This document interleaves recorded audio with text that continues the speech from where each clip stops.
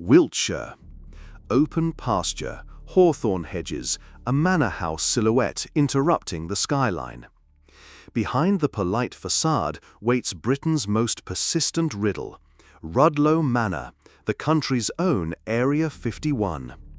From the first footstep, the place feels different. Wired fences hum, CCTV pans the lane, and official silence presses as hard as the limestone under your boots. Long before encrypted radios and guard dogs, these hills hid stone. Bath stone quarries honeycombed the ground, leaving galleries tall enough to swallow a cathedral nave. When planners looked for bomb-proof storage in 1930, they seized the ready-made caverns and chiseled them into the Central Ammunition Depot, an underground estate of roughly 2,250,000 square feet, space for an arsenal bigger than many cities. War arrived. By June 1940, No. 10 Group RAF shifted its operations, filter, and comms rooms into the quarry's north end. Fighter plots for southwest England poured across plotting tables under 100 feet of rock while enemy bombers droned overhead. The Luftwaffe never cracked that armor. Radar traces kept flowing, sorties kept scrambling, and the tunnels stayed ice calm and bone dry. Peace only hardened the secrecy. As the Iron Curtain dropped, Rudlow became the radio heart of the Joint Services chain. Then the steering wheel for Skynet, the UK's secure military SATCOM constellation. A spacecraft tracking cell nicknamed Hawthorne took root. Cold War planners even wired the site into the 4-minute warning lattice, primed to flash Britain's last alert if Soviet missiles arced west. Move deeper, and the corridors widen into the Central Government War Headquarters, codename Burlington, later Site 3. Built 120 feet down, this 35-acre bunker was Britain's fallback capital. Kitchens the length of a supermarket, BBC studios, a surgery ward, a 10-mile internal road, and hand-painted murals waited to shelter 4,000 officials plus the Prime Minister for 90 days of nuclear chaos. The bunker never fired in anger. Yet every cable tray whispers how close the Cold War came. Diesel tanks big as swimming pools fed 2 power stations. A spring-fed reservoir sat beneath Area 23. Lamson tubes shuttled documents faster than couriers. Air intakes hung with tornado filters could strip fallout dust down to a micron. Even the phone exchange carried its own cab-net trunk to Downing Street. Then comes the flashpoint that lifts Rudlow out of sober defense history and into legend. Throughout the 1950s, the Ministry of Defense ran its secret UFO desk from these offices, something Whitehall denied for decades until declassified files spilled in 2007. Overnight, the manor flipped from Cold War footnote to alien magnet. The tabloid moniker, England's Area 51, stuck like epoxy. Rumors multiplied. American journalist Dorothy Kilgalligan quoted an unnamed British VIP who spoke of a Roswell-style crash hidden below. Locals told of lorries under tarpaulins sliding through the gates at 02, of craft with scorch marks winched down lift shafts. Most stories are second-hand, none are proven. And that uncertainty is precisely why the myth refuses to die.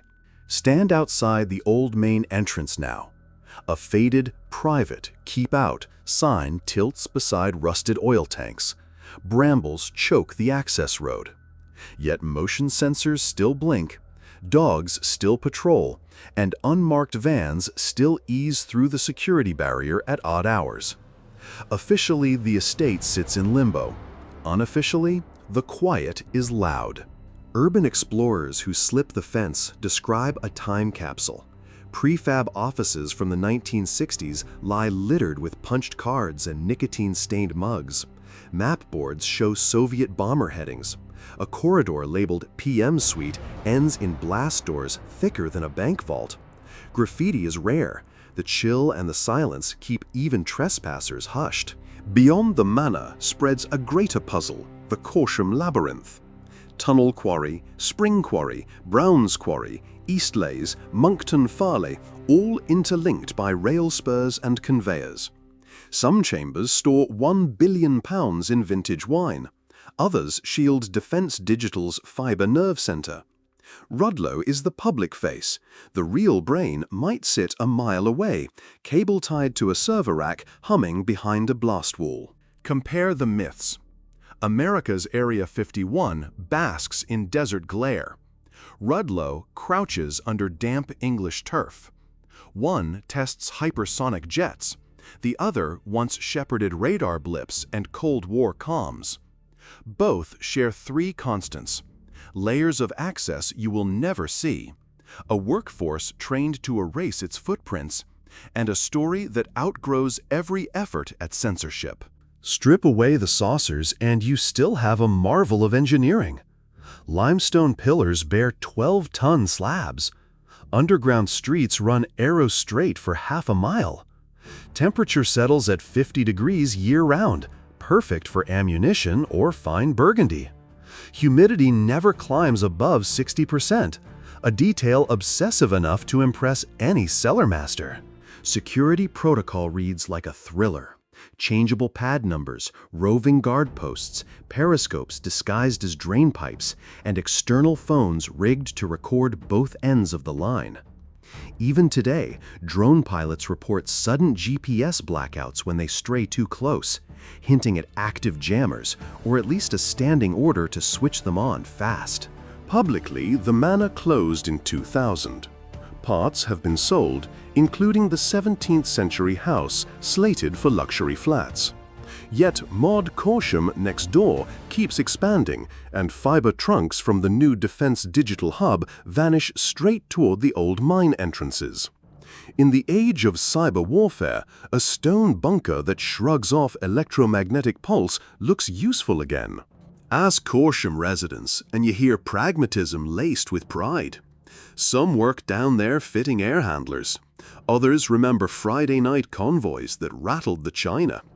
They'll tell you the tunnels saved lives during the Blitz, steadied nerves during the Cuban Missile Crisis, and maybe helped catch a few spy balloons. Aliens? If they crossed galaxies, one man shrugs, they'd dodge Wiltshire radar. Yet look at the manor at dusk, and logic fades. Ivy sways across boarded windows. Kestrels circle the radar mast. Sodium floodlights ignite without warning, slicing the head shadow like a search beam. Every locked gate sparks the same question: what still ticks in the darkness? History offers clues, not closure. From Bathstone masons to radar engineers to SATCOM coders, each era left its wires and rumors.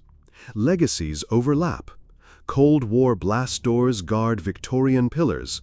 A BBC studio hides behind a WW Feet ventilation plant. Fiber optics snake past pigeonhole racks once crammed with Enfield rifles. Layer on layer, secret on secret.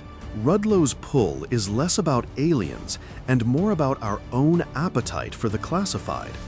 The mind races fastest where facts run out, and the mod's habitual no comment fuels speculation better than any leaked memo. Keep a door closed long enough and it becomes a mirror, showing us our fears, our hopes, and our endless taste for mystery. So, picture the scene that began this script. A wind that smells of moss and engine oil, a fence humming with invisible circuits. Between the barbs and the limestone lie 80 years of hidden work. Signals that guarded convoys, briefings that shaped nuclear policy, maybe files stamped X-craft retrieval. Whatever the ledger, the final entry is not written yet, because somewhere beneath those nettles, generators still click on test cycles, and servers blink alive when the world sleeps.